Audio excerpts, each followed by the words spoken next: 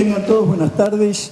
Sé que es medio temprano, pero tenemos que empezar porque si no después se nos van a cortar el tiempo y todos tienen que desarrollar actividades y hay otras comisiones que tienen 2 horas cada uno y si no nos vamos del tiempo. Por eso que vamos a empezar ahora y a medida que vayan llegando, bueno, se irán incorporando. Bueno, en realidad yo tengo que darles nada más que las palabras iniciales de las jornadas. ¿Y por qué nosotros se nos ocurrió en el Departamento de Derecho Privado organizar estas jornadas? Ustedes saben que las jornadas están, las nacionales, comienzan la semana que viene en Bahía Blanca y no hay mucha gente que viaje a Bahía Blanca.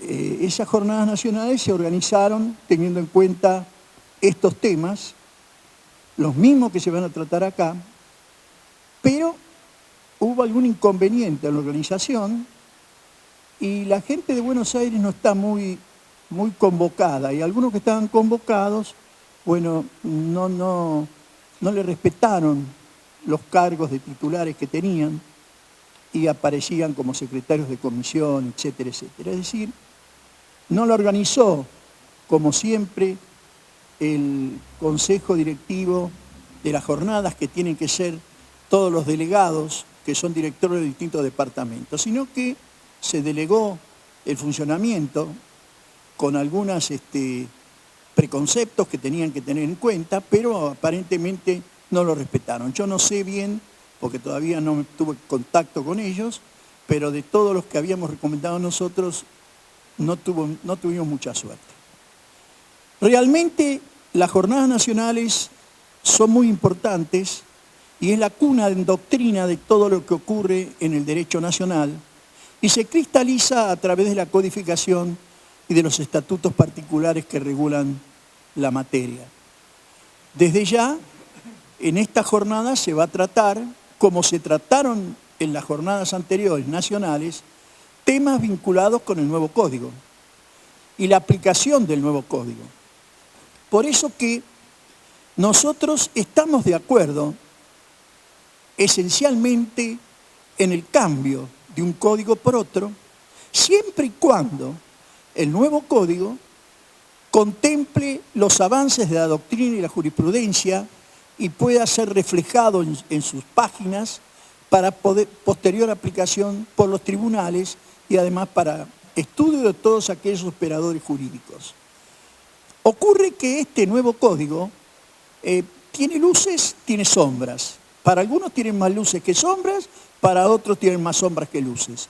Pero esto hay que decirlo claramente, porque si no se nos ocurre a nosotros que estamos en el tiempo del relato y nos dicen que todo anda bien, y no todo anda bien en el nuevo Código Civil, y se van a dar cuenta ustedes a través de estas jornadas.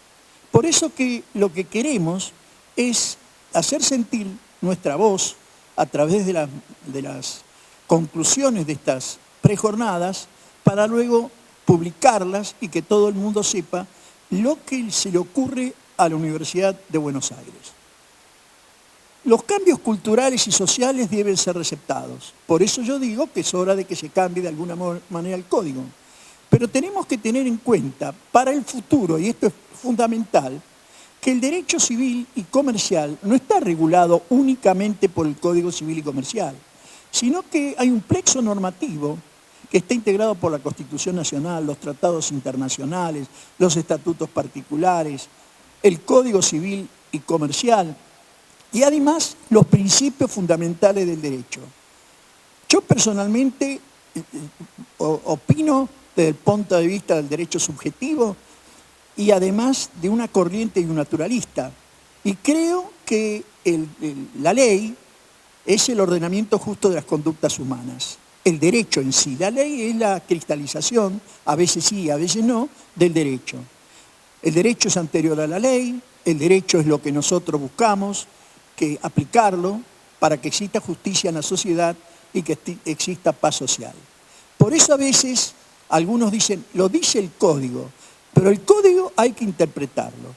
Y ahí el juez y el jurista tienen la posibilidad de interpretar la ley, a veces donde no hay lagunas, buscar la forma de resolver los problemas, los conflictos particulares, y a veces también analizar en forma integral, con todo esto que les digo yo, teniendo en cuenta principios fundamentales de la Carta Magna, para de esa manera aplicar la ley, el código, la ley positiva, a los casos particulares con equidad.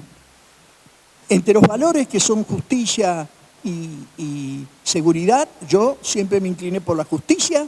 La seguridad es importante como principio de derecho, pero es más importante para nosotros la justicia, hacer justicia.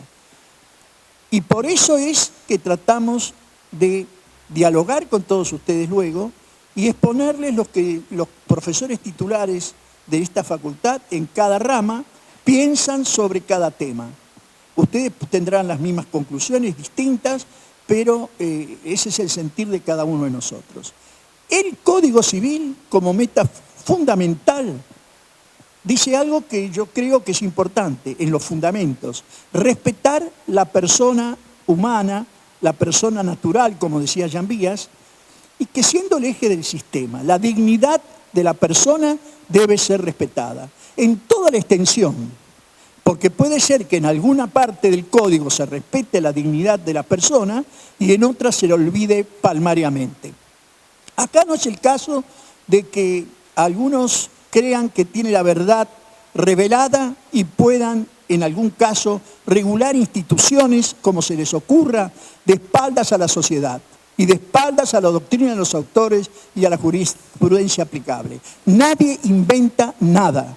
Nosotros lo que tenemos que hacer es paulatinamente aplicar el derecho que creemos justo, pero desde luego con base en la ley, con base en la equidad, con base en la costumbre, como fuentes fundamentales, pero hay que tener en cuenta también que la equidad tiene un fundamento esencial.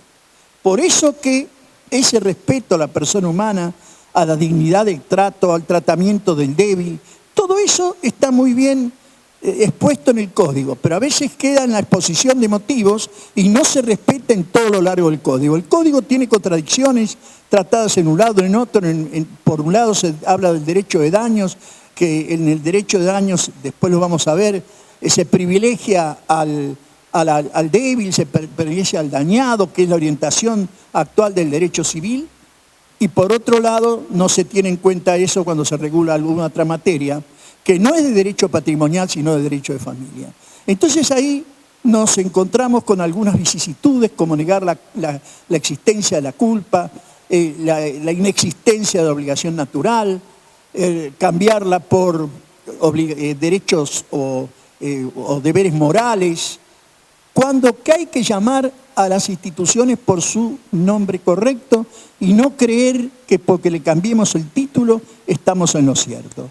Por eso que esta jornada está hecha para que todos lleguemos a algunas conclusiones que las vamos a sentar posteriormente. Para eso existen coordinadores en las distintas comisiones, y luego que se pongan todos de acuerdo, como hicimos en las jornadas anteriores, esas conclusiones las vamos a editar y ojalá tengamos buen éxito.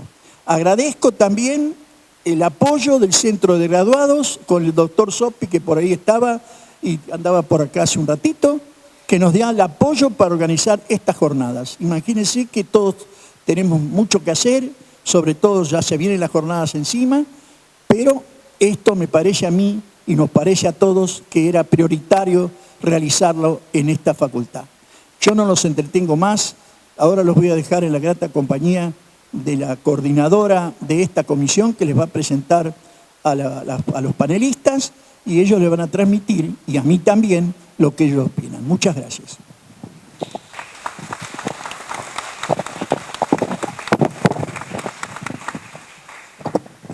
Buenas tardes. ¿Se escucha? Sí, buenas tardes.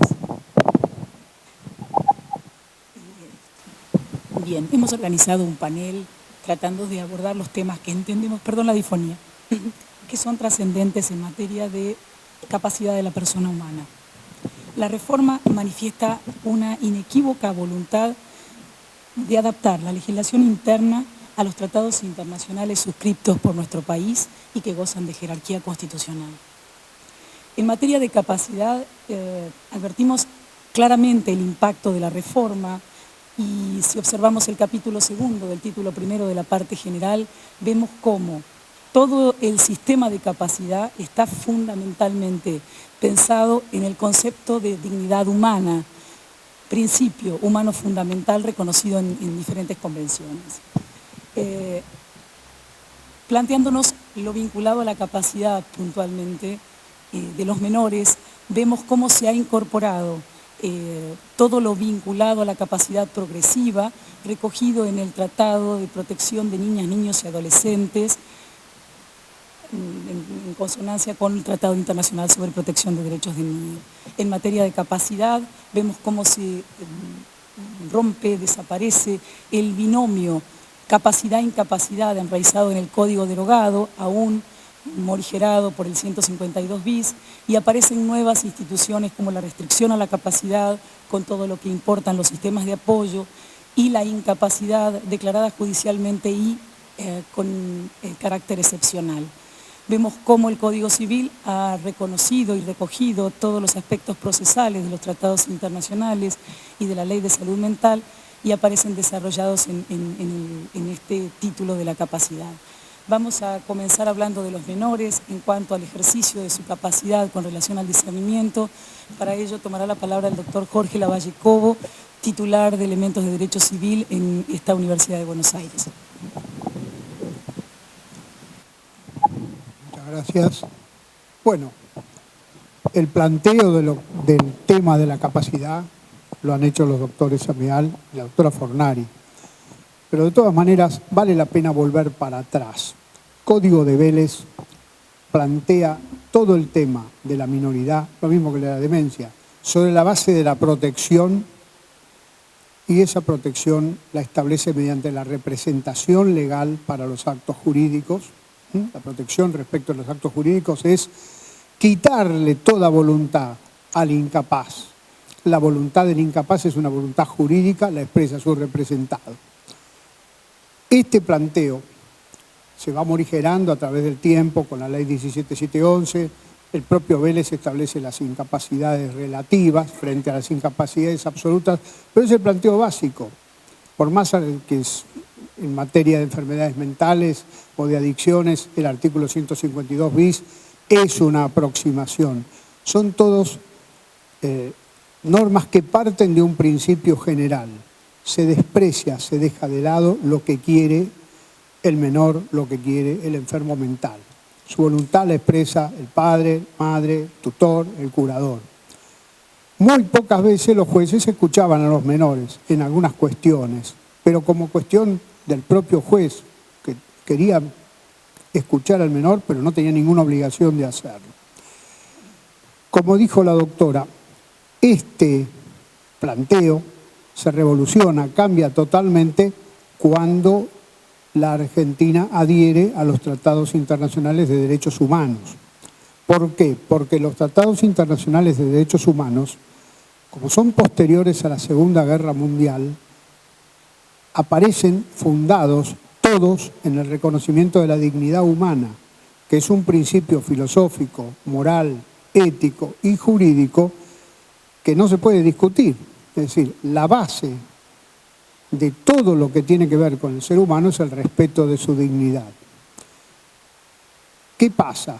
Si yo en el derecho positivo tengo el respeto de la dignidad, no hay más problema con el derecho natural. ¿Por qué? Porque el derecho positivo ha aceptado todos los grandes principios del derecho natural, empezando por la dignidad y de la cual se derivan muchos otros que ya vamos a ver con relación a los niños. Entonces, la Argentina en el año 1990, antes de la reforma de la Constitución, adhiere a la Convención sobre los Derechos del Niño de las Naciones Unidas. Y a raíz de eso se obliga a adaptar la legislación interna.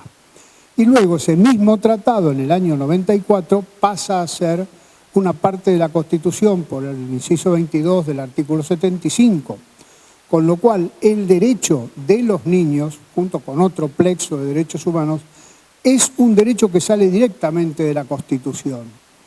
La Constitución del 94 rompe los esquemas anteriores de clasificación de las ramas del derecho porque crea el derecho civil constitucional. Antes el derecho civil se consideraba algo privado. Rarísima vez en derecho civil había un planteo de inconstitucionalidad. En cambio ahora salen o se derivan directamente de la Constitución todos los derechos fundamentales de las personas. Obviamente, también el Tratado Internacional, la Convención sobre los Derechos del Niño, aplica y enuncia el tema de la dignidad del niño como base fundamental para la legislación, para el tratamiento legislativo del niño. ¿Qué ocurre? Si el planteo es de respetar la dignidad, uno no puede tratar al niño como un incapaz, dejando totalmente de lado el problema de su discernimiento. Yo me acuerdo cuando yo tenía 21 años y 11 meses, me faltaba un mes para ser mayor de edad, nadie me aceptaba nada, no podía contratar, no podía hacer nada. No podía hacer nada, salvo con mi trabajo lo poco que podía tener para poder manejar.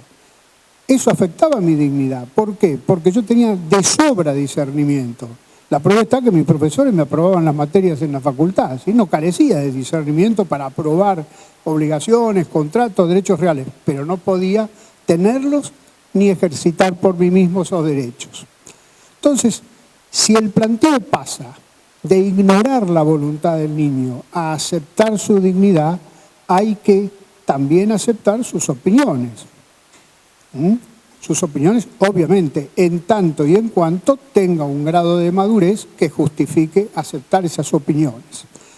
Y ahí viene el problema de adaptar la legislación interna a este derecho internacional, que no es un problema fácil, porque, como dice el doctor, a veces se quedan cortos, a veces se pasan de largo, a veces dan en la tecla. Esto va a llevar mucha necesidad de interpretación, sobre todo mucha necesidad de aplicaciones judiciales a casos concretos. ¿Qué pasó entonces con la legislación nacional? En primer lugar, se dicta la ley 26.061 de protección de los niños, niñas y adolescentes.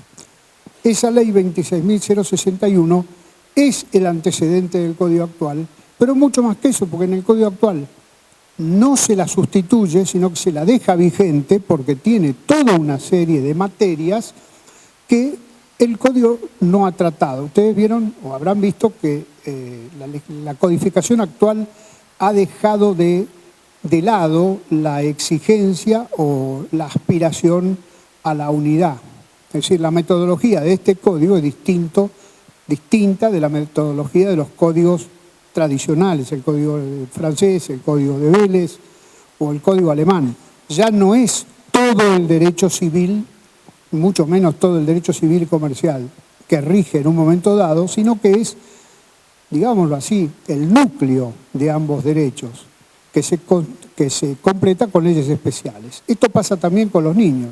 La ley de protección de los derechos del niño subsiste y este código se limita a establecer ciertas situaciones, a establecer cuándo el niño puede actuar por sí mismo, cuándo está sometido a representación, etc.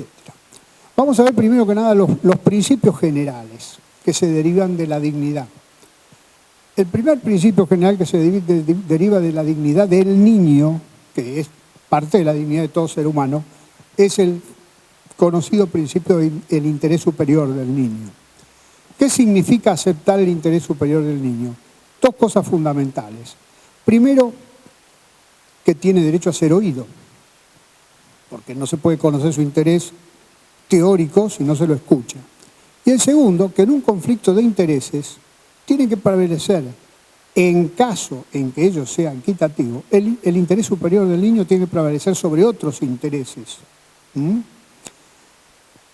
Obviamente, este tipo de soluciones lleva a judicializar mucho más los casos de los niños, porque obviamente si yo tengo que saber en qué momento un niño tiene un grado de madurez X, Y o Z que lo habilita por su discernimiento para un determinado acto jurídico,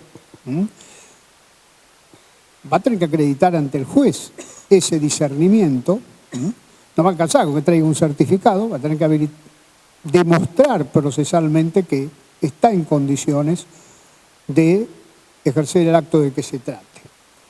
De ese interés superior también sale el derecho, como les decía, a ser oído, y del derecho a ser oído el derecho a litigar, que ahora vamos a ver cómo lo resuelve el Código actual. ¿Qué dice el Código actual? En primer lugar, el Código actual no cambia nada en cuanto al sistema básico de Vélez de distinguir las edades. Se es mayor a partir de los 18 años, se es menor hasta cumplir los 18 años. Dentro de las categorías de la minoridad se distinguen los niños y niñas hasta los 13 y los adolescentes entre los 13 y 18. Y después vamos a ver que, como pasaba con la legislación anterior, también hay un corte en un momento dado que es, en este caso, el de los 16 años. Entonces tenemos hasta 13, 13 a 16, 16 a 18. Gracias, doctora. Muy bien. También mantiene lo mismo en relación a la imputabilidad. El 921 de Vélez establecía los 10 y los 14 años para los actos ilícitos, para los actos lícitos, y ahora bajamos de 14 a 13 para los actos lícitos en concordancia con lo que se establece para la edad donde empieza la adolescencia. Bueno, ahora vamos a ver el tema concretamente, cómo las bases de ese sistema pasan a la nueva legislación. Tenemos el artículo 26 del Código Nuevo, en el cual se establece que la persona que cuenta con edad y grado de madurez suficiente puede ejercer por sí los actos que le son permitidos por el ordenamiento jurídico. Esto ya lo tenía Vélez cuando hablaba de la incapacidad relativa y permitía, en algunos casos, algún ejercicio por sí mismo a los incapaces de hecho relativo. Pero es muy diferente, porque el menor, con el Código actual, en situaciones de conflicto de intereses con sus representantes legales, puede intervenir con asistencia letrada. Es el paralelo con el derecho a ser oído. Tengo derecho a ser oído, también tengo derecho a litigar, porque oírme para tomar nota de lo que digo no me cierra. Ahora bien, estas situaciones de conflicto de intereses en que se puede intervenir con asistencia letrada, de todas formas, no quedan abiertas a que el menor, el papá le tenga que pagar, o la mamá le tenga que pagar el abogado para que litigue contra ellos, porque el artículo 109 de este mismo código, por otro lado, y con toda prudencia, dispone que a pesar de eso, el juez puede nombrar un tutor especial. O sea que, por un lado, reconocemos el principio, y por el otro lado, nos da mucho miedo que tenga el 100% de su validez o el 100% de su aplicación, y el juez, por prudencia, puede poner un tutor especial porque puede entender que del ejercicio de esta capacitación del niño puede haber un daño para él. En los procesos de familia tenemos el artículo 707 que le permite a su vez, esto ya es un tema especial, a los niños a ser oídos en todos los procesos que los afectan directamente, a que su opinión deba ser tenida en cuenta y valorada según su grado de discernimiento y la cuestión que se debate en el proceso.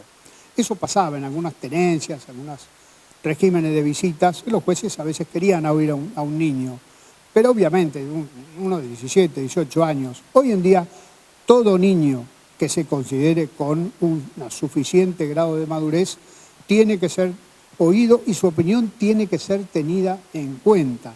Y ahí aparece el interés superior del niño. Cuando empecemos a ver los cambios de domicilio, los horarios de visita con relación a la escolaridad, los cambios de colegios, ahí va a haber que tener muy en consideración el interés superior del niño y vamos a ver hasta dónde los jueces lo hacen prevalecer por sobre los intereses de la familia entera, de la familia como tal. De todas maneras, el ejercicio de los derechos patrimoniales tampoco ha tenido un cambio fundamental, porque el Código bien claramente dice que el ejercicio de los derechos patrimoniales se hace a través de los representantes legales. Pese a lo cual dice que, como yo había citado, la persona, el menor, que cuenta con edad y grado de madurez suficiente, puede ejercer por sí los actos que le son permitidos por el ordenamiento jurídico. O sea, hay como una vuelta entera. El péndulo da la vuelta y se cierra. ¿Por qué? Solo puedo ejercer los que me están permitidos por el reglamento jurídico. Yo entiendo que es en los actos jurídicos de orden patrimonial. ¿Por qué? Ahí puede haber una representación y ahí puede haber una capacidad progresiva de los menores. En cambio, en el tema de derechos personalísimos, no se pueden ejercer por medio de un representante de derechos personalísimos. Ahora vamos a ver cómo avanza el código en esa materia. La doctora me corre con el reloj, terrible, tiene razón. Bueno, dejemos de lado todo el tema del ejercicio de la profesión, el trabajo de menores y eso que está centrado en los 16 años, porque prácticamente no hay un corte con lo que establecía la legislación anterior. El que tiene título habilitante está autorizado para ejercerlo, etc. Vamos al tema de derechos personalísimos en el tiempo que nos queda. Ustedes saben que, como los derechos personalísimos no pueden ser ejercidos por un representante, puesto que son cuestiones que hacen a la esencia de una persona, el que no puede ejercer sus derechos personalísimos está en la misma situación que un incapaz de derecho. Es como si no los tuviera, no los puede ejercer ni él ni su representante. ¿Qué hace el Código en esta materia? En el artículo 26, en su cuarto párrafo, establece que se presume que el adolescente entre los 13 y los 16 años tiene aptitud para decidir por sí respecto de los tratamientos que no sean invasivos, que no comprometan su estado de salud o provocan un riesgo grave en su vida o integridad física. ¿Qué es un tratamiento no invasivo? A mí no me pregunten porque no soy abogado. Supongo que ponerse una inyección es un tratamiento no invasivo, pero no podría darles un contenido concreto. Cuando se trata de un tratamiento invasivo que compromete el estado de salud o provoque un daño grave para la vida, los adolescentes tienen que prestar su consentimiento con asistencia, es decir, con la conformidad de sus progenitores, sus representantes legales. Si estos la negaran, entonces el adolescente está legitimado para litigar contra ellos y el conflicto lo tiene que resolver el juez de conformidad con el principio general del interés superior del niño. Ahora, piensen ustedes, un tratamiento de una anorexia, un problema de operarse X. En cada caso va a haber que llamar al perito médico para que decida si es invasivo o no es invasivo, deja de ser invasivo. Yo lo que le observo al código actual es que va a judicializar mucho, pero muchísimo grado va a judicializar cuestiones referidas a los menores. En algunos casos albricia, porque los jueces van a poder poner orden y van a poder mantener el espíritu de estos principios de respeto a la dignidad. En otros casos, esto va a ser un aluvión de juicios porque sí, entonces los jueces tendrán que saber cuándo toman y cuándo rechazan este tipo de planteos. Y finalmente, el tema con esto voy a terminar, en mérito a la brevedad, el tema que más se ha discutido de esta reforma del artículo 26 es el que establece que a partir de los 16 años el adolescente es considerado como un adulto para las decisiones atinentes al cuidado de su propio cuerpo. Es decir, sea invasivo, no sea invasivo, sea un trasplante, sea lo que fuese, a partir de los 16 años el adolescente es considerado como un adulto. O sea, está totalmente liberado, pero a la vez está totalmente desprotegido. O sea, la tensión acá está siempre entre protección y libertad. Se dan cuenta que volvemos a cero. El péndulo en Vélez y en la legislación anterior estaba a la izquierda, ahora está totalmente a la derecha. Lo deja inerme. Vamos a ver en la práctica qué es lo que ocurre, porque para mí, humilde opinión, esto es un poco demasiado. Ir a un extremo de permitir que una persona de 16 años decida sobre su vida futura de esa forma, tratamientos que lo pueden invalidar, que lo pueden dejar mal para toda su vida, tratamientos que pueden... ¿Qué pasa si alguien rechaza un trasplante o rechaza que le hagan una transfusión? Me queda la incógnita de cómo se podrá resolver en ese caso, porque es un adulto, está considerado como un mayor de edad. Con eso espero haberles dado un rapidísimo pantallazo sobre este tema de los menores. Muchas gracias. Muchas gracias, doctor. Respecto de la restricción a la capacidad y los principios generales, va a referirse el doctor Manuel Cobas, profesor titular de Elementos de Derecho Civil también aquí en la Universidad de Buenos Aires.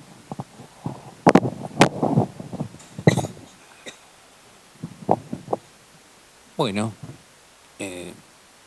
quiero agradecer a las autoridades de esta casa, a la gente del Departamento de Derecho Privado, nuestra eficaz coordinadora, todo el esfuerzo que han realizado para organizar estas jornadas preparatorias que, coincidiendo con lo que dijo el doctor Amial, me parece que tienen importancia porque por primera vez en más de 100 y pico de años estamos reflexionando sobre el texto de un nuevo Código Civil, con el que hay discrepancias. Ustedes lo han escuchado al doctor Amial y yo también cuento con alguna discrepancia, pero es un nuevo código que yo calculo que la jurisprudencia y la doctrina van a ir amoldando a la realidad que vivimos, como sucedió con el Código de Vélez. Vélez arrancó con un montón de discusiones y a través de los años se fue afirmando con la tarea de la jurisprudencia y la tarea de la doctrina. Y aún contando con alguna reforma, y debemos pensar que si efectivamente los institutos que están programados no funcionan, bueno, será ocasión para reformarlos. El tema de restricciones a la capacidad es un tema que tiene cierta novedad. Toda la materia de capacidad yo diría que tiene cierta novedad y que nos va a exigir algún tipo de adaptación, sobre todo, por ejemplo, con aquellas disminuciones que implican una dolencia de carácter mental o física o intelectual o sensorial que reduce la actividad de la persona, la vinculación de la persona en la sociedad. Y mi temor no es por las normas del código ni por las innovaciones. Mi temor es que las innovaciones del código son tantas que superen a los organismos que tiene la sociedad, que tiene el Estado, para atender estas innovaciones. Necesito personal, sin perjuicio del buen personal que existe en esta mesa. Hay un funcionario que después nos puede explicar algunas situaciones particulares quizás, pero el problema es todo el país. Y como dijo el doctor Lavalle Cobo, quizás el péndulo no se quedó en el medio, sino que fue a la otra punta. Por ejemplo, escucho de mis amigos psiquiatras y duras críticas al tema, y esto me permite ver que quizás el código debió desarrollarse en una etapa de mayor amplitud y con mayores consultas a aquellos que están interesados en el tema, para evitar discusiones posteriores y sobre todo dudas en la aplicación. En materia de restricciones, en materia de capacidad, el principio básico es que la incapacidad es la excepción. Con esto alteramos ese principio médico-jurídico de Vélez, que distinguía con mucha claridad los distintos supuestos de incapacidad. Él arrancaba con ese artículo 30, seguía con las definiciones de persona. La definición de persona física siempre me pareció una formidable barrera antidiscriminatoria de la que emergen muchos principios: la dignidad, la protección de la persona, etc. Es persona todo ente que presente signo de humanidad. Y cuando veía antes de ayer algunas imágenes del éxodo de Siria, me pareció que sería bueno recordar ese artículo 51, porque de recordarlo, esa situación no se daría, por lo menos en los términos en los que Europa trata a alguna gente. Entonces, a veces uno repiensa el tema y en esta materia en particular tenemos un bloque convencional muy importante que está en paralelo con la Constitución Nacional vía artículo 75, inciso 22. Por ejemplo, la convención que se refiere al tratamiento de los derechos de las personas con discapacidad, la convención que protege los derechos de niños y niñas y adolescentes,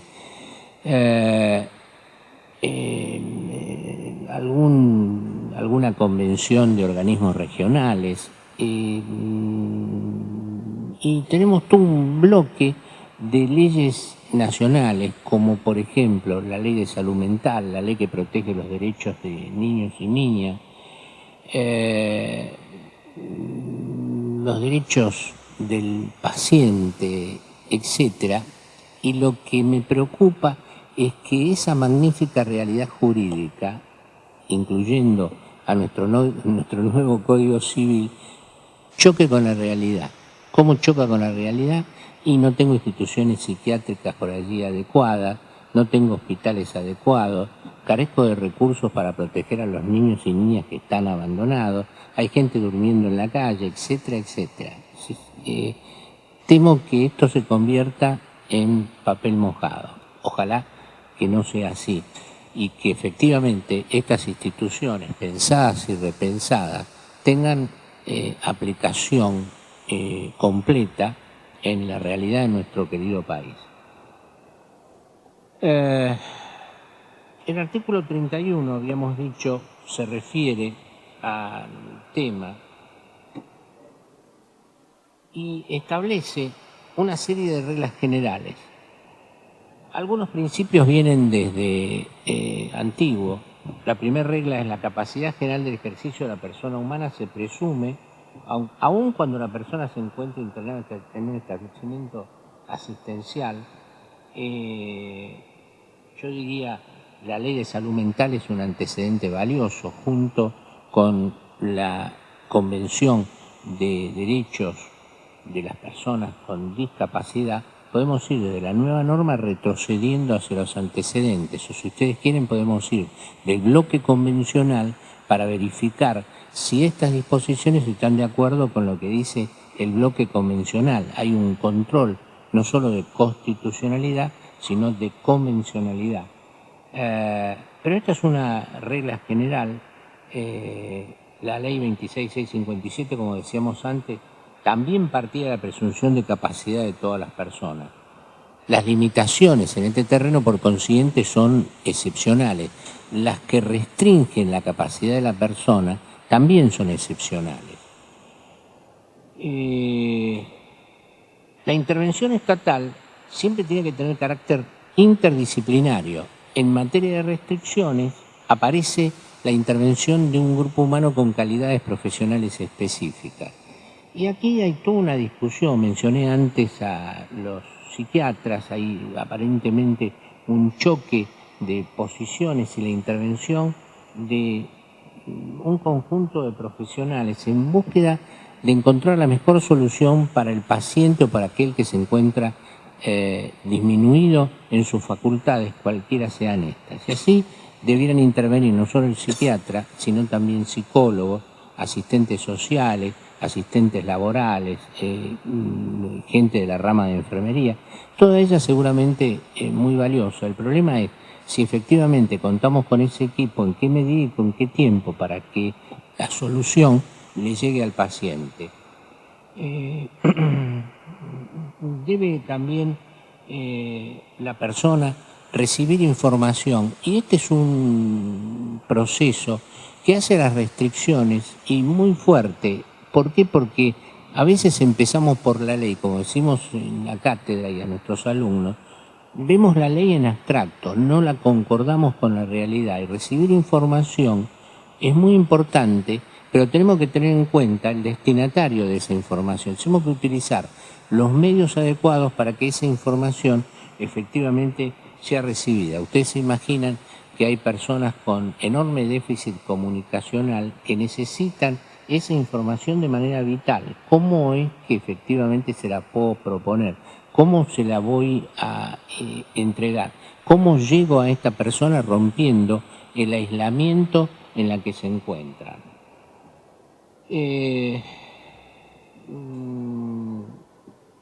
Lamento que el tiempo sea muy breve porque podríamos discutir toda una serie de circunstancias, pero vamos a mencionar solamente la Ley de Derechos del Paciente. Esto integra ese bloque de protección de las personas que la vamos a dejar de lado en función del tiempo.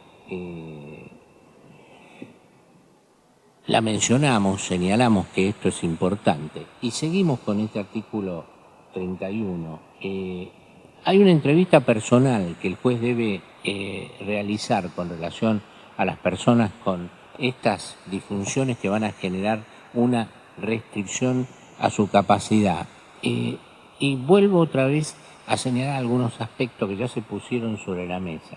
Esa entrevista es realmente muy importante. ¿Qué es lo que sucede? Sucede que el tiempo con el que se cuenta no es suficiente para atender todos los casos que debieran ser vistos con el tiempo y las necesidades adecuadas. Yo siempre recuerdo un sumario que le abrieron a 2 médicos del cuerpo médico forense que fueron al Borda con la necesidad de hacer un dictamen sobre un paciente y le dijeron a alguien allí en la administración, tráigame a Pérez. Y le trajeron a Pérez. Y hicieron todo un informe y el juez tomó una decisión. Pero el problema es que el Pérez al que se referían los médicos del cuerpo médico forense no era el Pérez que tenían que ir a ver. Es decir, la velocidad, la escasez de tiempo hace que efectivamente los mejores deseos de la ley se vean frustrados en la realidad.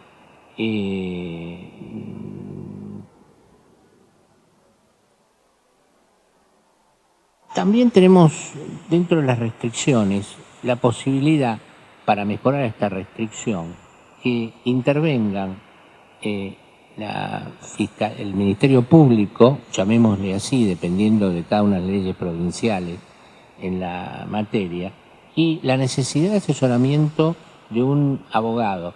Y yo diría, para cerrar este capítulo, ¿por qué las restricciones? Y porque la ley indica reiteradamente que debe el juez priorizar las terapias menos restrictivas de la autonomía del individuo. Lo que estamos priorizando es la posibilidad de que el individuo viva solo, se desarrolle, se desempeñe por sí mismo. Entonces aparece este asesoramiento, la representación del ministerio y un sistema de apoyos sobre el cual se va a hablar después, que pareciera tener mucha importancia y que constituye una innovación de interés. Veremos, como dije antes, cómo funciona. Yo diría, algunos aspectos procesales se van a ver después, están legitimados para pedir esta restricción el interesado, el cónyuge, los parientes dentro del cuarto grado, el Ministerio Público, etc. Y me quedan 2 nociones que voy a tratar de meter en el escaso tiempo que me queda. ¿Qué pasa con el efecto de estas restricciones y los actos jurídicos? Si esta restricción ha sido declarada, los actos jurídicos que se realicen con posterioridad van a ser nulos, y los que se realicen con anterioridad a la declaración de ese acto son anulables. Es decir, habrá que discutir en qué circunstancias esos actos se pudieron realizar. Y el otro tema importante es el tema de los inhabilitados y sus restricciones. De la vieja estructura del Código Civil originada en la Reforma, los inhabilitados por embriaguez habitual, por drogadicción, los disminuidos en sus facultades y por último los pródigos, aquellos que dilapidaban gran parte de su fortuna perjudicando a determinadas familias, ascendientes, descendientes y cónyuge. La única estructura que quedó en pie es la de los pródigos. Las demás, la del drogadicto, la del ebrio consuetudinario, la del disminuido en sus facultades, están incorporadas a estas restricciones de carácter general. No son incapaces, pero tienen la posibilidad de restringirse sus actos jurídicos. Y el pródigo en particular, que aparece también en función de un gasto sin control, sin fundamento, perjudicando a sus descendientes, acá hay una modificación, también puede ser restringido en sus actividades, básicamente sus actos de disposición. Pero en lugar de tener un curador, este inhabilitado va a funcionar con un apoyo para realizar los actos de disposición.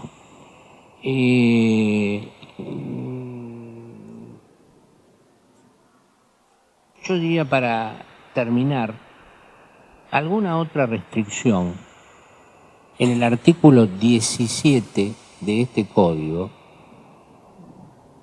establece una restricción a la disposición de las partes del cuerpo de cada uno de nosotros. Resta cualquier actividad comercial, la prohíbe cualquier actividad lucrativa y señala que esta disposición de los órganos del cuerpo humano solo puede realizarse si tienen valor afectivo, terapéutico, científico, humanitario o social. Y fuera de estas restricciones nos vamos a meter en el tema de la incapacidad, excepción, pero que hay que verla y la vamos a ver, la van a desarrollar, la van a desplegar aquí en la mesa, y las instituciones que tienen que ver con esa incapacidad, la curatela y los apoyos, que son dos instituciones, como dijimos antes, que tenemos que ver con sumo cuidado y ver cómo resultan en la realidad. Entonces, yo voy a terminar acá y voy a agradecer a mi coordinadora que no me cortó la palabra, y les agradezco a todos ustedes la atención a lo que he dicho. Muchas gracias.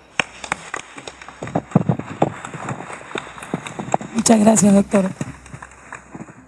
El siguiente tema es referido a los sistemas de apoyos al ejercicio de la capacidad. Lo va a desarrollar el doctor José Tobías, titular de la materia de elementos de Derecho Civil en nuestra Universidad de Buenos Aires.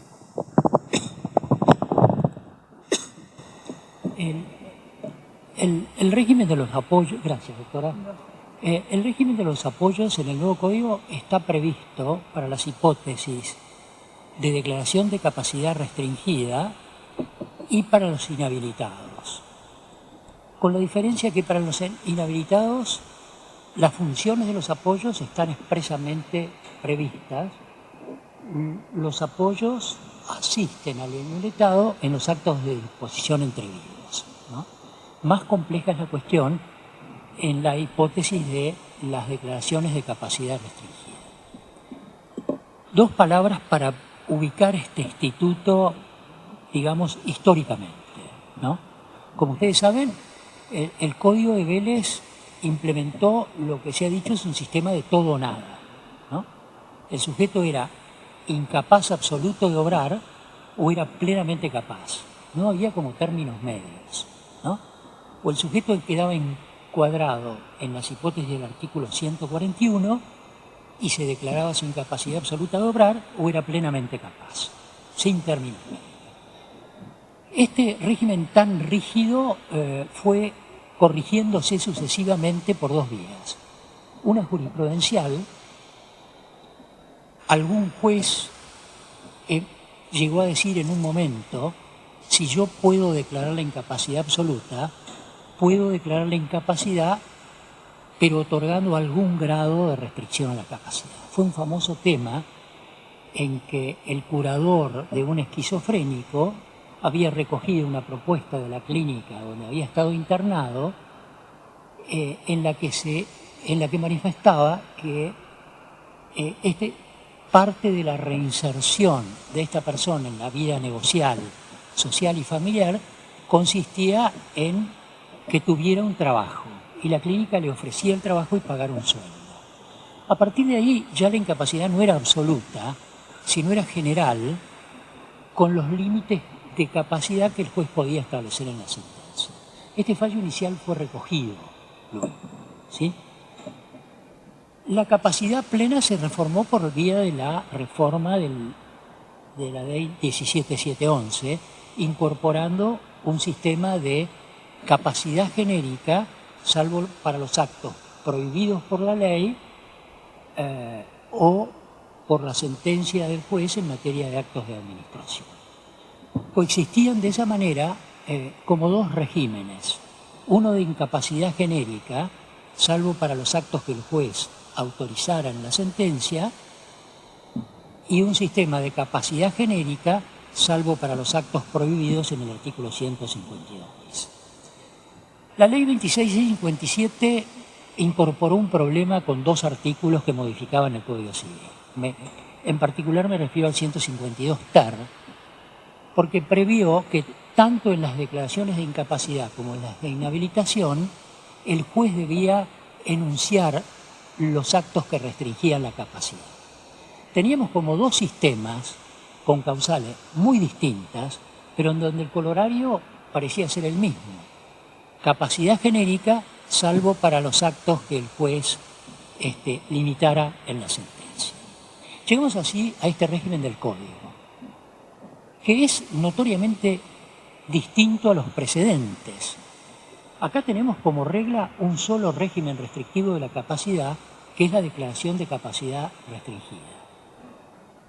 Ya no podemos hablar de dos regímenes del mismo grado y equilibrio que coexisten, uno de incapacidad genérica y otro de capacidad genérica, sino de un solo régimen, el de capacidad restringida.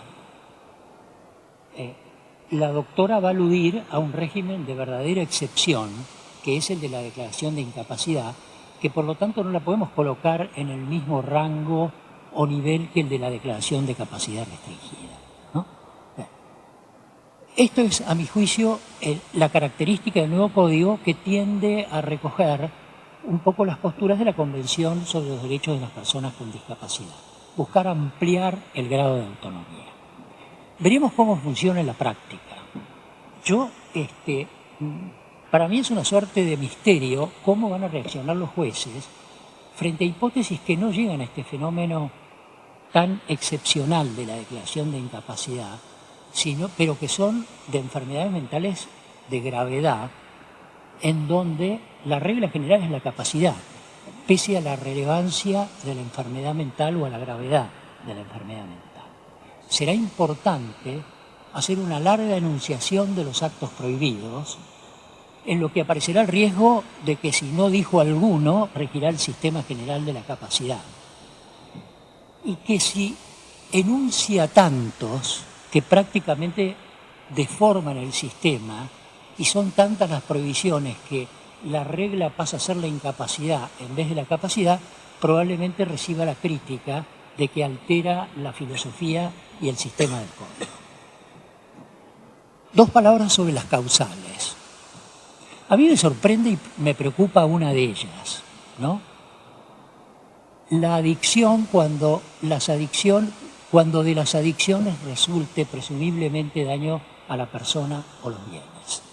En otros términos, las viejas causales del 152 bis inciso primero, ebriedad habitual o uso de estupefacientes, están como reemplazadas ahora por esta expresión genérica adicción, ¿sí?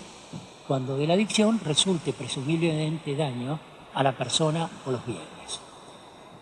El intérprete, cuando tiene que evaluar el significado de una norma legal, lo primero que hace es recurrir al lenguaje gramatical y también a lo que López de Zavalía llamaba el lenguaje de nuestro pueblo, ¿no?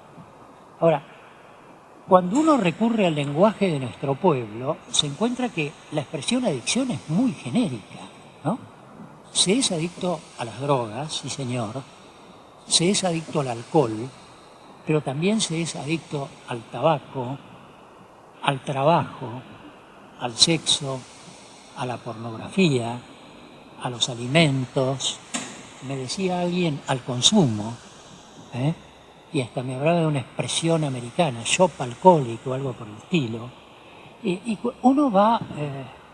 Uno recurre, yo recurría a Wikipedia porque me parece que refleja a veces en el significado de una palabra lo que es el lenguaje nuestro de todos los días, ¿no?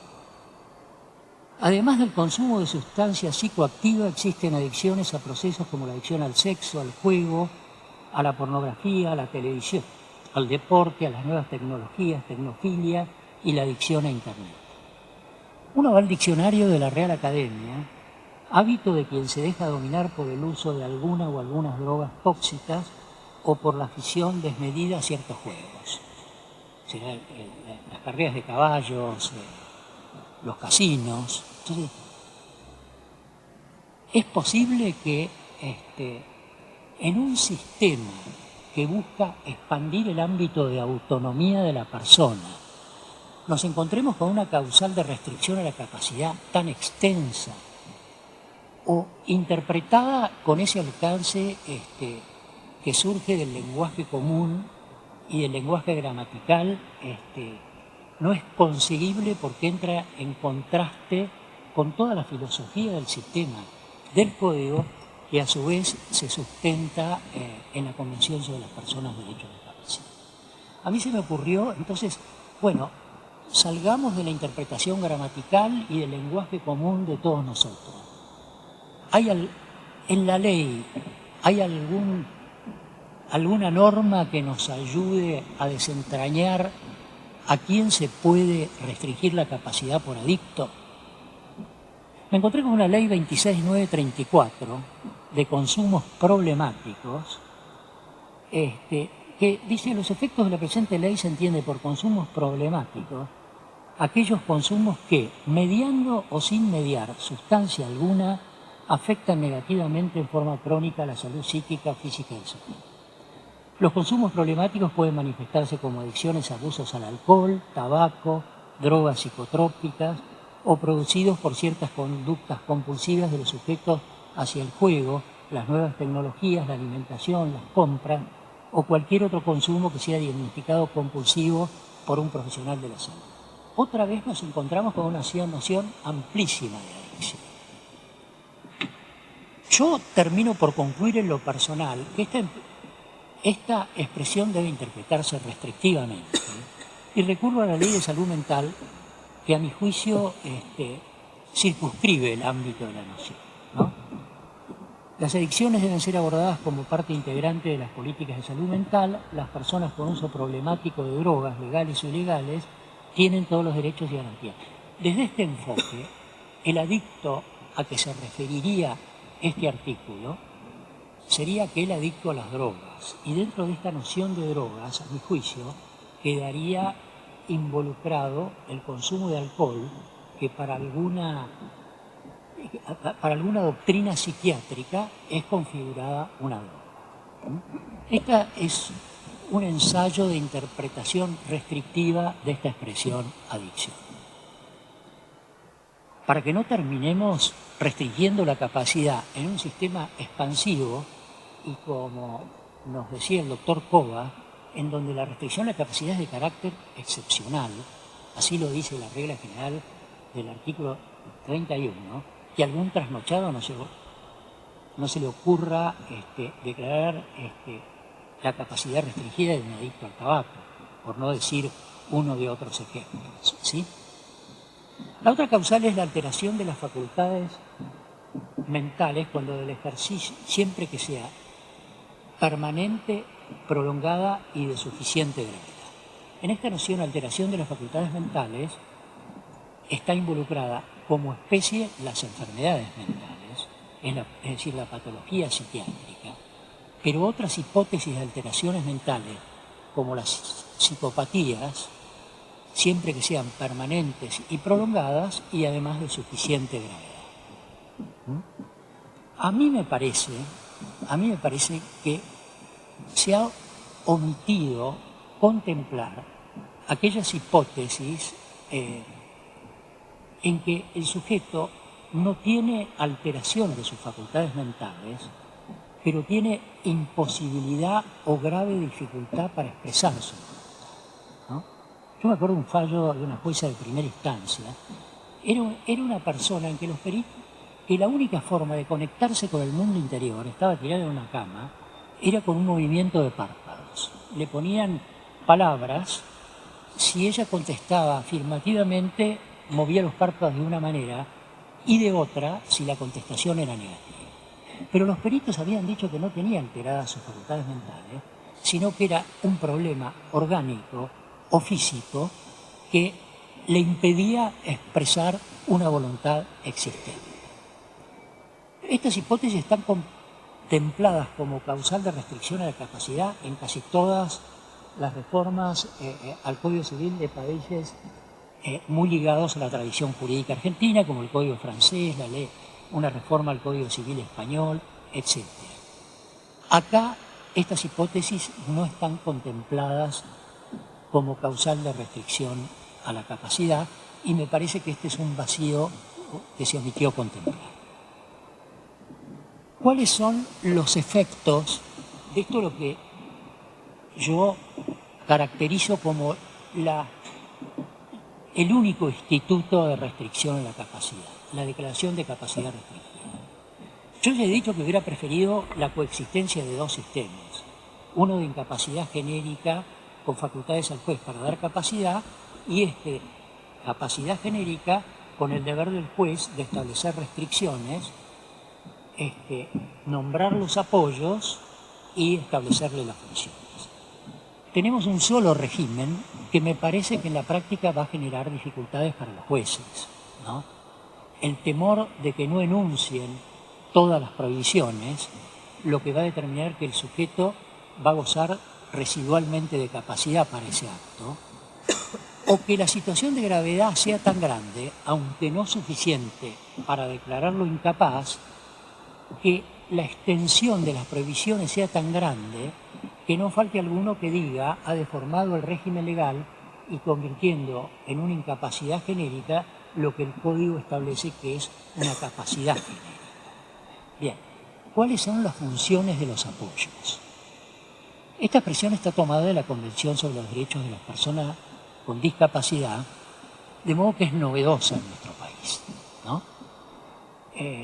La Convención usa además la expresión salvaguardias, ¿no? Que no usa el Código, y dentro de esto habrá que ver cuáles son las funciones que los jueces le atribuyen a los apoyos, ¿no? Uno está con la tentación de decir que sobre la base de esta búsqueda de la expansión de la autonomía del que tiene su capacidad restringida, su función va a ser de asistencia, ¿no? Es decir, el sujeto expresa su voluntad y la validez del acto quedará completada la voluntad del apoyo, ¿no? También podría ser que en esta tendencia a la expansión, que fueran meramente de control de los actos del que tiene su capacidad restringida, con el deber de informar al juez periódicamente cómo se ha desenvuelto el capaz restringido en el manejo de su persona o de su patrimonio. Hasta podría ser que las funciones del apoyo sean exclusivamente vinculados con el resguardo de la salud de la persona y no tanto de orden patrimonial. Es muy conocido un fallo, yo no me acuerdo si es de una cámara de Mar del Plata o de Necochea, que se limitó a fijarle, antes de la entrada en vigencia de este código, se limitó a fijarle al curador designado la facultad de controlar si el sujeto tomaba o no la medicación. Los peritos habían informado que mientras tomaba la medicación estaba en plena aptitud para desenvolverse adecuadamente y que los problemas aparecían cuando la dejaba de tomar.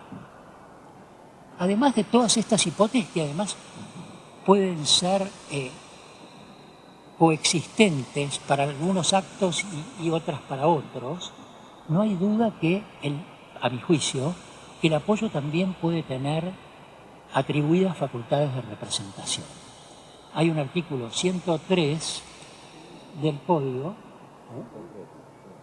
103, 101, tercer inciso, que expresamente se refiere a que el curador tiene facultades de representación cuando esas facultades le han sido atribuidas en la sentencia, ¿sí?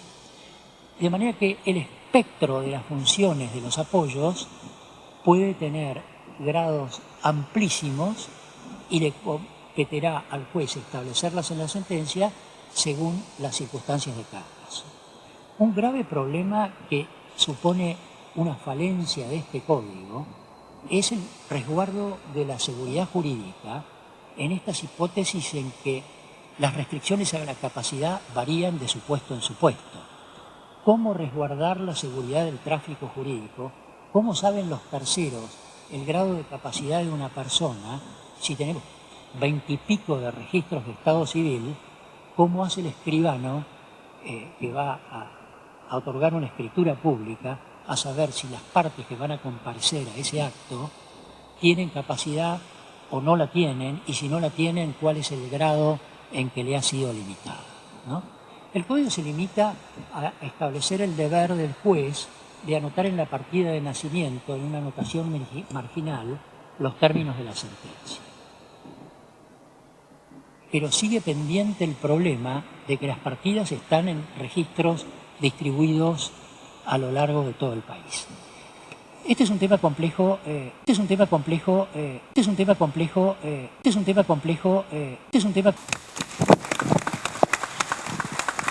Gracias, doctor. El siguiente tema se referirá a incapaces y el carácter excepcional de la declaración de incapacidad. La doctora Magdalena Yavarino es profesora adjunta de la materia Elementos de Derecho Civil, también aquí en la Universidad de Buenos Aires.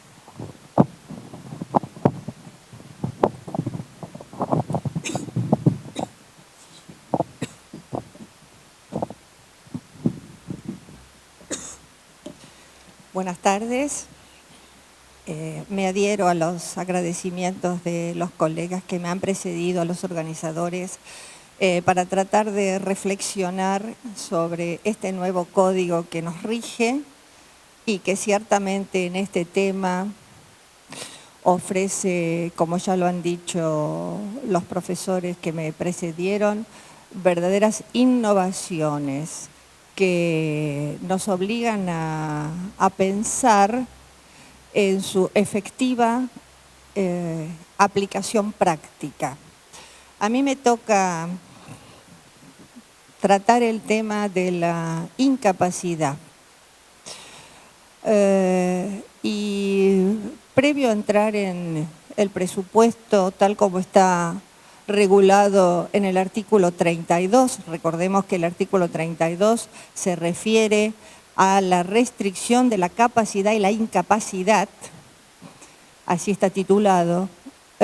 Antes de entrar concretamente en este supuesto que está previsto en la última párrafo del artículo 32, quiero reiterar tres ideas que ya se expusieron en la mesa, pero me parece que son pilares o datos referenciales para poder entender y fundamentalmente aplicar estos conceptos a la práctica. Uno de ellos es el de la referencia que se hizo al bloque o al control de constitucionalidad o de convencionalidad, haciendo expresa alusión a lo que se conoce como la constitucionalización del derecho privado. Otro es una referencia que hicieron a que es un código de principios. No es un código que regule puntualmente todas las situaciones y todas las posibles derivaciones de cada una de las situaciones, sino que sienta principios y valores, cosa que ya plantean los integrantes de la comisión que elaboró el anteproyecto que dio lugar a este código. Y en tercer lugar, derivado de esto, la necesidad de integrar el código con las leyes especiales. quizás este último punto y el primero que mencioné forman todo un bloque que necesariamente tenemos que aplicar cuando llega el momento de resolver una cuestión puntual. Precisamente por todas las lagunas o las dudas que la práctica nos ofrece y que acaba de reseñar el doctor Tobías y previamente lo había hecho el doctor Cobas. ¿Por qué la referencia al bloque constitucional o al bloque convencional? Porque la Convención sobre los Derechos de las Personas con Discapacidad no solamente es un convenio internacional de derechos humanos aprobado, sino que en diciembre del año pasado se le dio la jerarquía constitucional que fija el artículo 75, inciso 22, última parte. O sea, es constitución nacional. Por lo tanto, no podemos omitir en la interpretación de la normativa del Código, y puntualmente lo referido a la incapacidad, las previsiones fundamentalmente de su artículo 12. Fundamentalmente de su artículo 12. ¿Por qué las leyes supletorias? Porque son las que regulan con más precisión, con más detalle, todo lo que es el abordaje de la problemática en materia de salud mental. Ya se ha mencionado acá también la 26.577, la Ley de Salud Mental, como complementaria inclusive de la 26.529, que es la Ley de Derechos del Paciente. Es decir, todo ello hace un bloque imprescindible. Ahora bien, el Código obviamente que se ha enrolado en la postura consagrada en la Convención, en el sentido de establecer como regla la capacidad de las personas, la capacidad de ejercicio de las personas. Esta declaración está receptada en el Código, el artículo 24, el artículo 22, 23, se refiere a la capacidad de derecho, a la capacidad de ejercicio, el artículo 23, y el artículo 24 a los que considera incapaces de ejercicio. Cuando el artículo 32 se refiere a los supuestos de restricción a la capacidad y de incapacidad, circunscribe la posibilidad de restringir la capacidad de ejercicio a las personas, como lo acaba de mencionar el doctor Tobías, que adolecen o que padecen de alguna adicción o que tienen una alteración mental que reúne ciertos requisitos. Como consecuencia de ello, habrá una sentencia judicial que les restrinja esa capacidad de ejercicio, individualizando qué es lo que no pueden hacer. Lo que no está prohibido está permitido. Bien. Pero es de aquí que tenemos una última parte del artículo 32, un último párrafo del artículo 32, que nos dice textualmente, porque me parece que es muy interesante en reflexionar sobre este presupuesto normativo que a mí, francamente, me ofrece muchas dudas en cuanto a sus alcances. Y ahora voy a explicar por qué. El artículo 32 dice, en su último párrafo, ¿no es cierto? Por excepción, cuando la persona se encuentre absolutamente imposibilitada de interaccionar con su entorno y expresar su voluntad por cualquier modo, medio o formatos adecuados y el sistema de apoyo resultare ineficaz, el juez puede declarar la incapacidad y designar un curador. A ver. Este presupuesto, tal como está redactado, sinceramente me ofrece dudas interpretativas.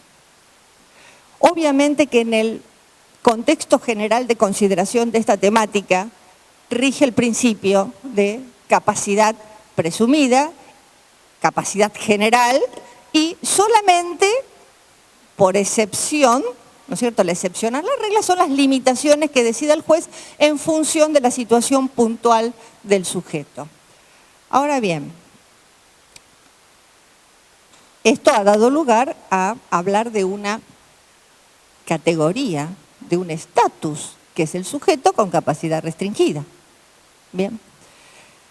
Sin embargo, la última parte del artículo 32, tal como está redactada, se refiere textualmente a un problema de comunicación, a la situación de una persona que se ve imposibilitada absolutamente de interactuar con su entorno y de expresar su voluntad.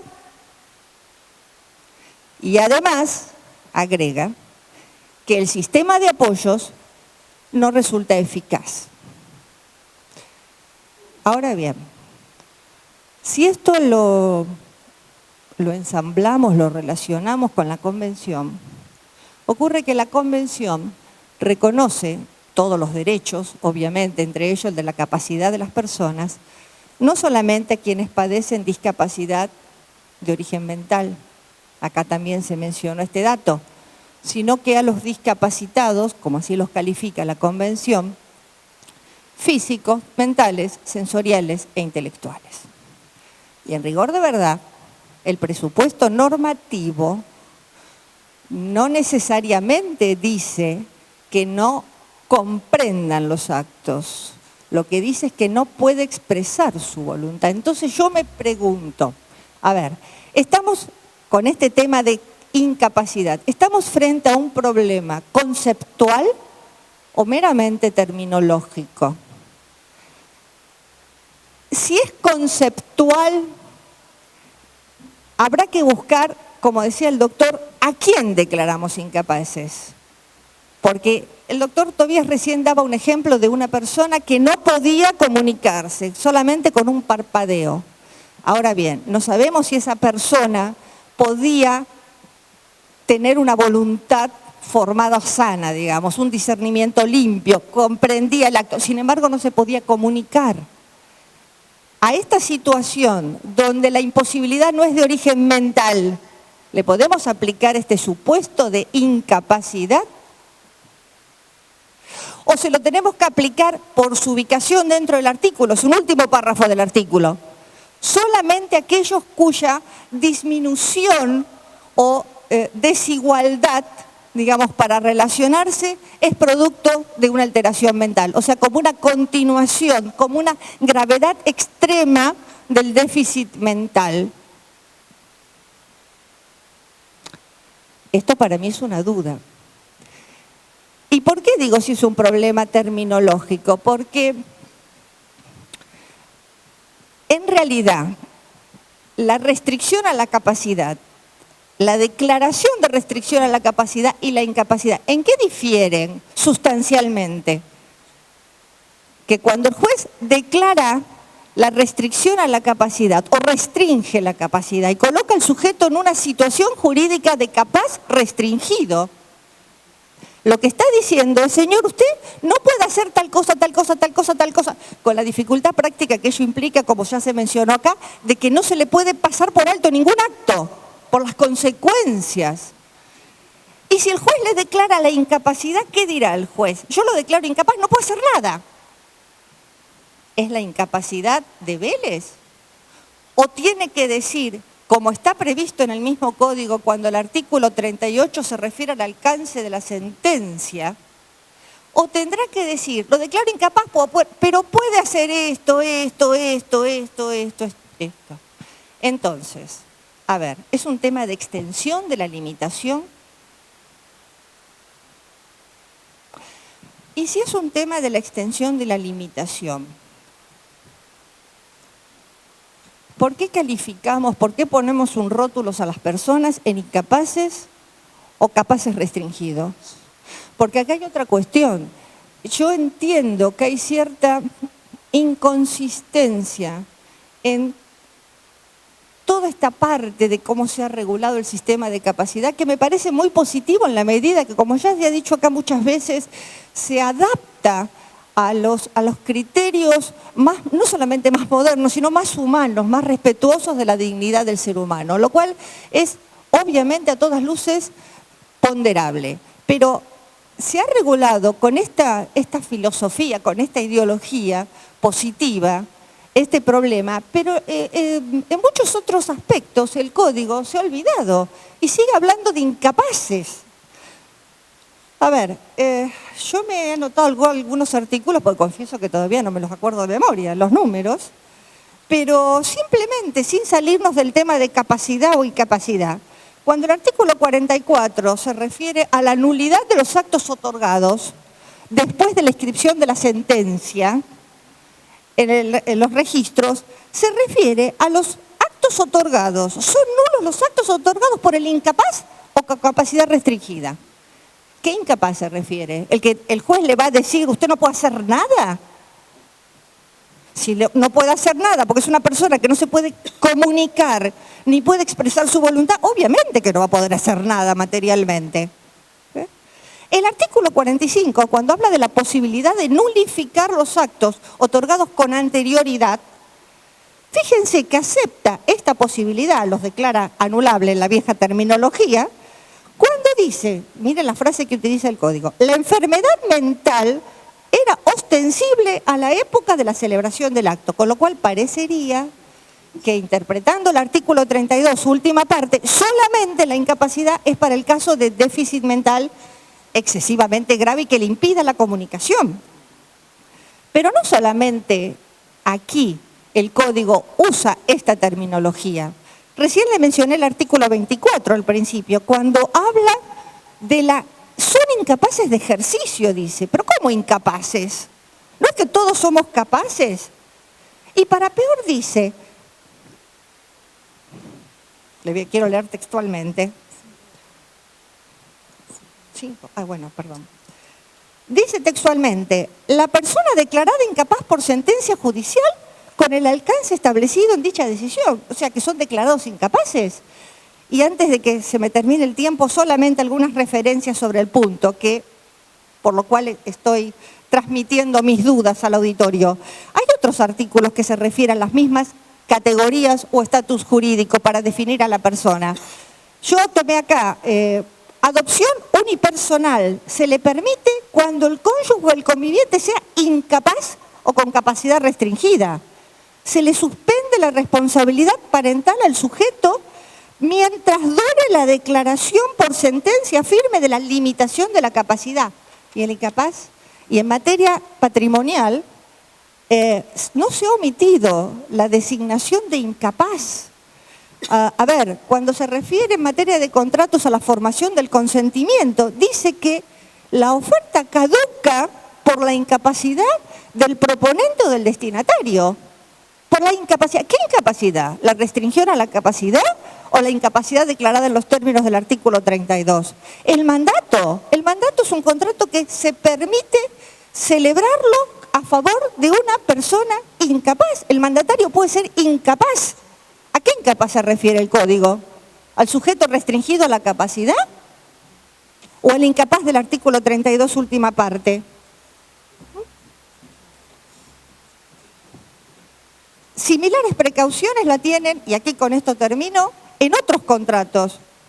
En la cuenta corriente mercantil, en los contratos de agrupación, de agencia, de franquicias, todos se extinguen textualmente por la incapacidad de una de las partes. Entonces, mi duda es, ¿a qué incapacidad nos estamos refiriendo? Muchas gracias.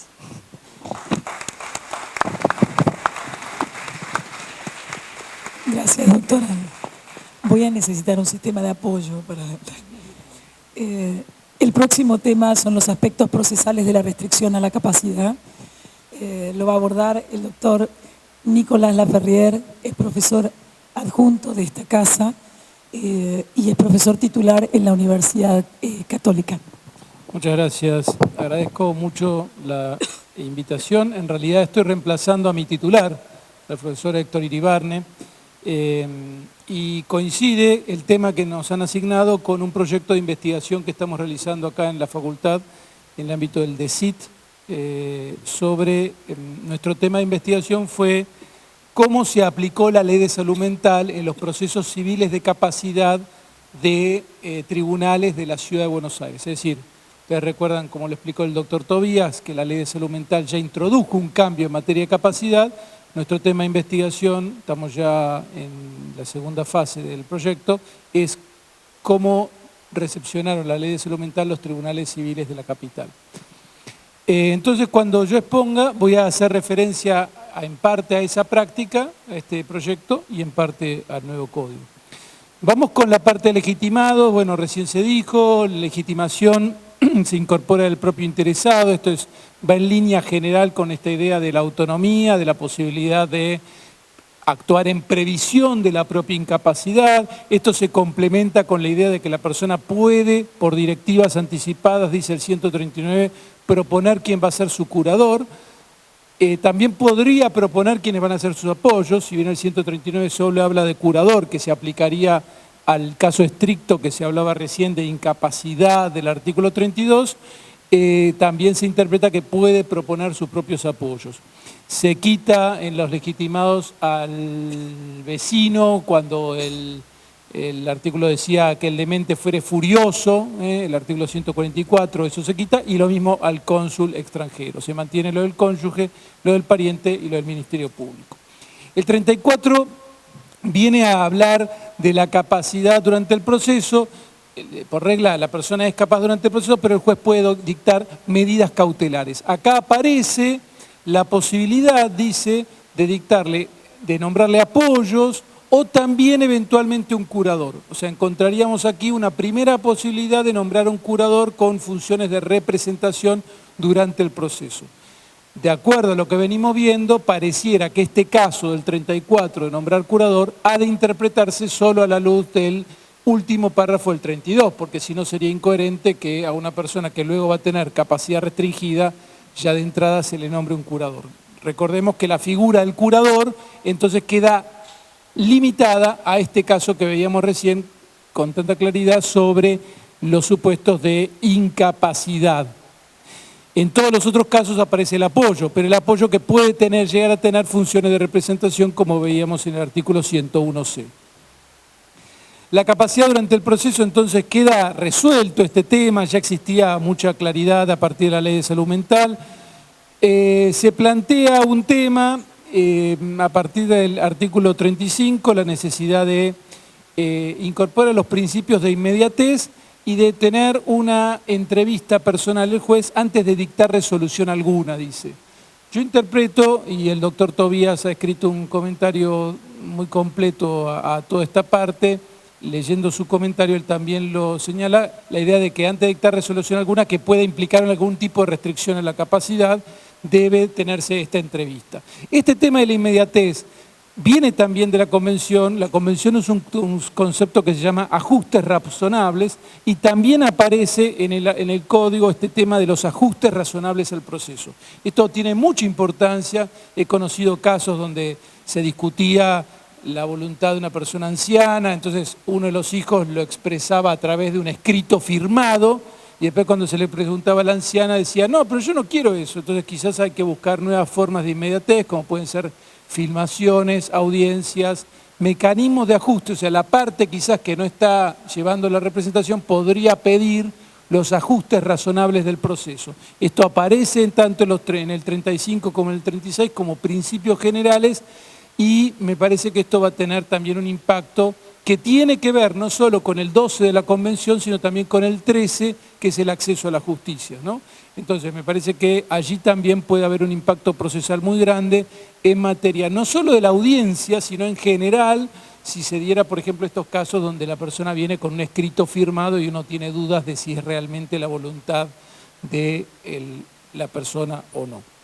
En esta materia, entonces, la accesibilidad y los ajustes razonables son temas que van a tener que tener su después aplicación en los procesos y salen como directivas generales del Código.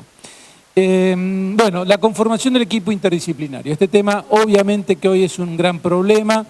En general, en el campo de la Ciudad de Buenos Aires tenemos el Código Procesal que mantiene la idea de los 3 médicos legistas.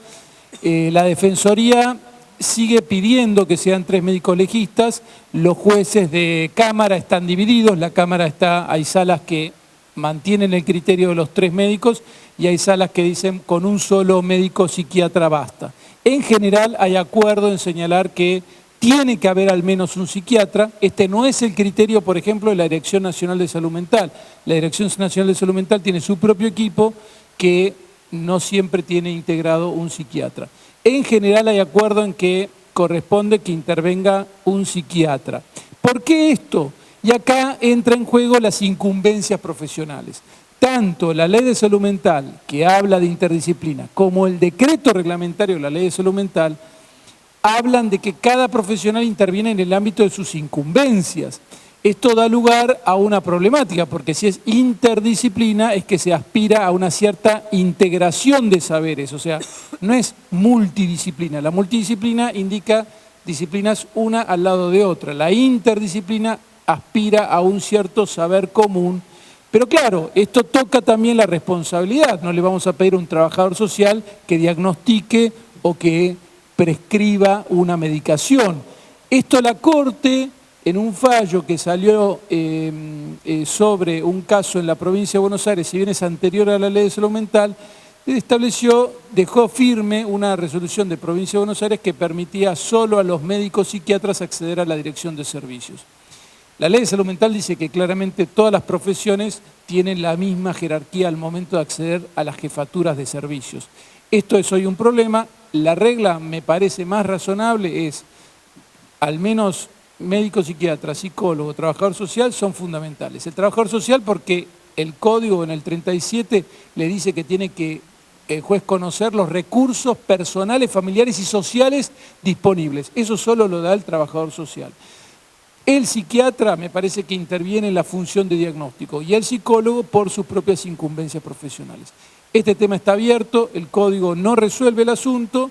En el campo de la ciudad, los jueces de Cámara lo saben muy bien, tienen el problema adicional de que a partir del año 2010 se le quitó el cuerpo médico forense y están penando para conseguir los cuerpos médicos interdisciplinarios y se ha recurrido en Cámara de la ciudad a las obras sociales, a los equipos tratantes, a los hospitales públicos con todas las dificultades. Dicen que para el año que viene ya están trabajando en hacer conformación de los equipos de la Cámara. Vamos al tema de la sentencia. Bueno, la sentencia en materia de la experiencia que nosotros hemos recogido en este proyecto de investigación, la verdad sea dicha, muchas sentencias incorporaron unos párrafos sobre la convención, el artículo 12, pero después mantenían una regla genérica de incapacitado para todos los actos de la vida civil. Hay esfuerzos, hay algunos juzgados que hicieron un esfuerzo por acomodar la personalización de las sentencias, también se nota en algunas salas, en general temas que aparecían testar o no testar, matrimonio o no matrimonio, sufragio. El sufragio en la Convención de Derechos de las Personas con Discapacidad está específicamente puesto que tiene que ser en igualdad de condiciones y el Código Electoral dice que los dementes declarados tales en juicio no pueden sufragar. Hay algunas sentencias de salas de la Cámara que dijeron, bueno, eso está mal y la persona hay que ver caso por caso el tema del sufragio.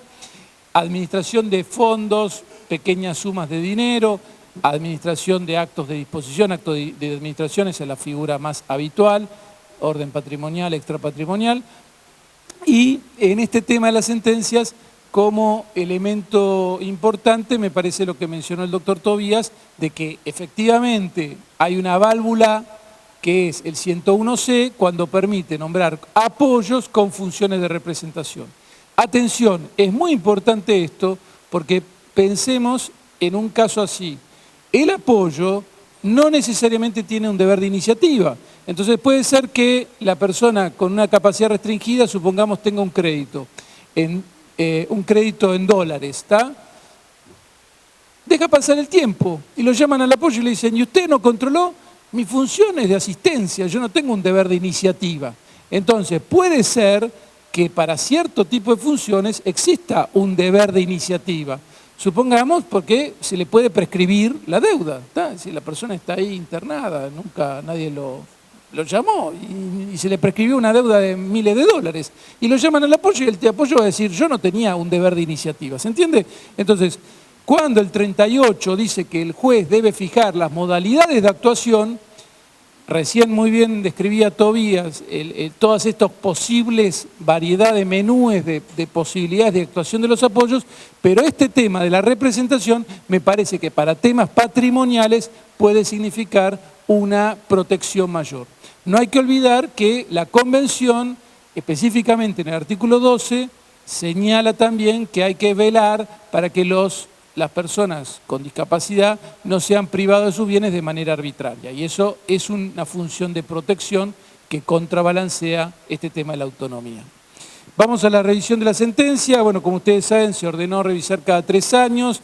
En la capital hubo esto se hizo, esto fue regla, el fuero civil de la capital cumplió esto y lo está llevando adelante.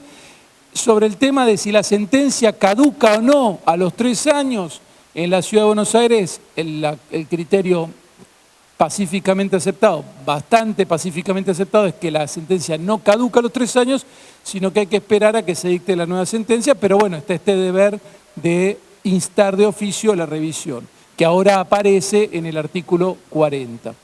Ya se mencionó el tema de inscribir la sentencia, que está en el artículo 39. Sobre el proceso de revisión de sentencia hay una discusión en el ámbito de la Ciudad de Buenos Aires sobre si tiene que haber un nuevo curador o no. La Defensoría Pública en la Ciudad de Buenos Aires creó una unidad de letrados para la revisión de sentencias. Esta unidad de letrados no todos los juzgados la toman para la revisión de sentencia, más si el curador ya es un abogado. En esta línea, me lo salteé, pero recién hablábamos con el profesor Tobías, el tema del curador ad litem aparece en el 35, el famoso tema de la asistencia letrada, aparece claramente diferenciada, ya no se usaría más la expresión curador ad litem, se habla claramente de asistencia letrada, a voluntad de la parte elige su letrado, pero si no tiene, hay que nombrarle uno, dice el 35, y ahí entraría esa función de que las anteriores resoluciones, en el caso de la Ciudad de Buenos Aires, la Defensoría habla de los curadores provisorios, ¿tá? Para la defensa técnica. Esa defensa técnica ya no se llamaría más un simple, no se llama más curador, sino que pasa a llamarse asistente letrado. Bueno, en el tema de la sentencia nos encontramos con que en general no es un nuevo proceso, algunos lo hacen por vía incidental, y el tema de las costas. Es un tema importante porque si no cada 3 años él va sacando un porcentaje de su patrimonio y en 10 revisiones, o sea, a razón de 10% por vez, le esquilmamos todo el patrimonio. Además, muchas veces nos explicaban los jueces de Cámara, se trata de personas que tienen solo un bien, que es la casa donde viven, y entonces, claro, quizás tienen una pensión, entonces el tema de las costas es muy delicado. Las costas, en general no hay imposición de costas, se pagan los peritos, por eso se trata de buscar un sistema de peritos que no tengan un costo para la persona interesada, de tal manera que la revisión de sentencia no tenga un costo, claro, cada 3 años, más si no hay un cambio sustancial que afecte. Bueno, estos son algunos aspectos procesales, por supuesto después hay detalles de la redacción del proyecto y básicamente la tendencia, digamos, a mantener la capacidad y a buscar esta revisión periódica de las sentencias como un elemento que se ratifica con el nuevo código. Muchas gracias. Muchas gracias, doctor.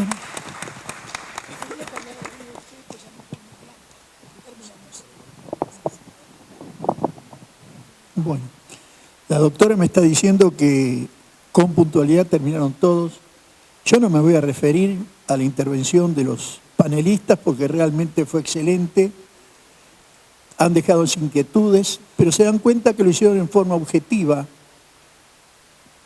Realmente encontraron objeciones cuando existe la objeción.